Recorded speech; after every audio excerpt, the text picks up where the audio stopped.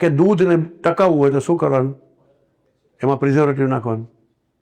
આપણે તો તમને જે તાજું દૂધ તમે જે કહો છો ને, હલો કોથળી આવી ગઈ, એકચ્યુઅલી 7મે દિવસે આવે છે. એની જે પ્રોસેસ જ એવી છે કે ગામડેથી દૂધ જાય ચિલર પ્લાન્ટમાં, ચિલિંગ પ્લાન્ટમાં જાય, ચિલિંગ પ્લાન્ટમાંથી મોટા ટેન્કર ભરાય, પછી જાય અમૂલમાં કે માઈ ડેરીમાં, ત્યાં પછી એમાં બધી પ્રોસેસ થાય અને એમાં 22 જાતના કેમિકલ પડે. એમાં ડીડીટી એક કમ્પોનન્ટ છે.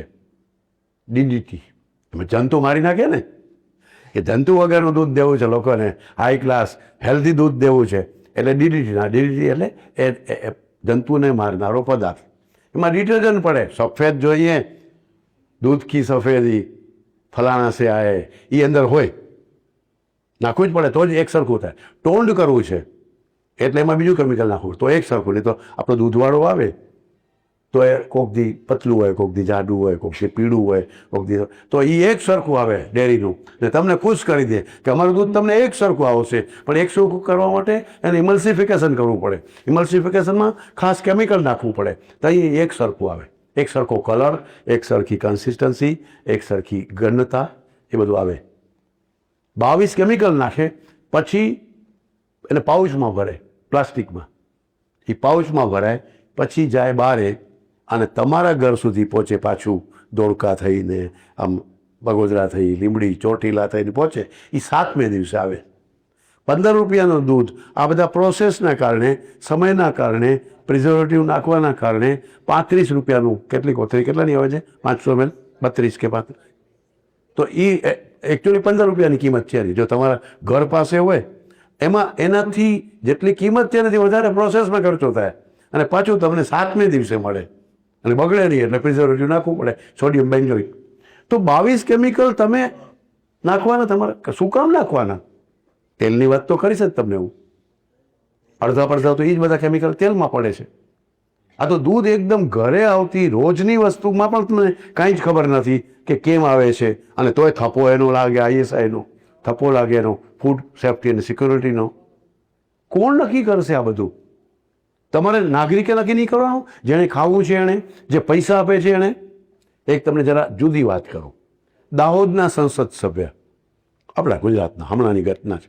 દાહોદના સંસદ સભ્યને કોઈકે કમ્પ્લેન કરી કે સાહેબ જુઓ તો આ દૂધમાં જે છે ને લખ્યું છે 500 ml, મને લાગતું નથી.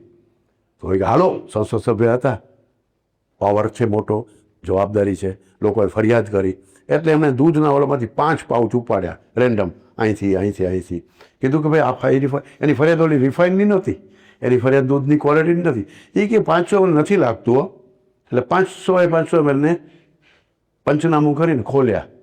એક પણમાં 500 ml નહોતું, કોકમાં 490, કોકમાં 480, એક પણમાં 500 ml લખ્યું તેવું નહોતું. હવે આવડી બ્રાન્ડેડ કંપનીમાં બધામાંથી માનો કે 10 ml પણ જાય તો 13 કરોડ લીટર દૂધમાં કેટલા લાખો લીટર થાય.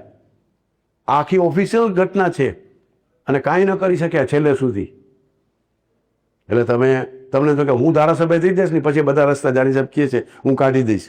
દિલીપભાઈને એમ થાય કે હવે આ બધું મૂકો, રાજકારણમાં જાઓ, આ બધા રસ્તા કાઢવા, આ સેમિનારો કરીને શું કરશું? એને રાજકારણમાં પહોંચી જાઉં અને પછી હું ત્યાંથી કાયદા બનાવીશ. તો આ કાયદા બનાવનારા લોકોને કાંઈ નથી, કાંઈ કરી જ ન શકે કોઈ. આ બાપ જ બીજે બેઠા છે એના.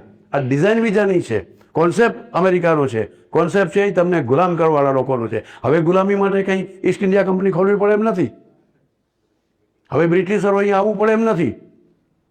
આ તમને હું બહુ દુઃખી થઈને, થોડોક ગુસ્સાથી, થોડોક પીડાથી કહી રહ્યો છું, અને એમાં જવાબદારી સાથે. આ ટેપ થશે, આ મૂકવા નહીં છે આપણે ઇન્ટરનેટમાં, નહીં તો મારી તો જવાબદારી છે. મને પકડી જશે, મને ઘણીવાર પકડ્યો છે. હું અમૂલમાં બોલું છું જઈને, એ લોકોએ બોયકોટ કર્યો અમારા સાયન્ટિસ્ટે અમારી સામે. હું કતરિયા સાહેબ, મેં તો કીધું હું સાચું બોલીશ, તમે જેટલા લીટર દૂધ આવે છે એ બતાવ્યું, એનાથી વધારે વેચો છો, એ કેવી રીતે વેચાય? પછી ઘી, ચીઝ, માખણ, આઈસ્ક્રીમ, ચોકલેટ એ શેમાંથી બનાવી? 13 કરોડ લીટર દૂધ આવે અને 16 કરોડ વેચે, પાછું પાણી તો છે ને જાડું છે. તો તમે શું કર્યું છે યાર, કયો તો ખરા. તો જવાબ દેવા તૈયાર નથી. તો તમે નાગરિક તરીકે તમે શું કરી શકો? તો કમસે કમ અહીંયા ક્યાંક સાંભળો, સમજો, કોઈ 2 લોકો પણ એમાં કંઈક રસ્તો કાઢશે અને રસ્તા બતાવશું. તો દૂધ કયું પીવું, તેલ કયું લેવું, ક્યાંથી લેવું, છે આપણી પાસે ઓપ્શન. વાત કરીએ. આપણા બાપદાદાની વાત નથી સાંભળી, આપણે આપણી પરંપરાની વાત નથી સાંભળી, આપણે આયુર્વેદમાં રસ નથી, આપણે આપણા પોતાના શરીરમાં જ રસ નથી, આપણે હેલ્ધી રહેવામાં જ રસ નથી. આપણે ખબર છે કે આ વિદ્યાનગર નહીં તો બીજું પછી ખોલશે, બીજે ક્યાંય જશું, ફોન કરશું, 108ને બોલાવશું, પણ સાચું નથી ખાવું, સારું નથી ખાવું, ગોયરું નક્કી જ કરી બેઠા છીએ. પણ તોય મેં નક્કી કર્યું છે અને તમે નક્કી કર્યું છે, તો આપણે એને સાંભળીએ.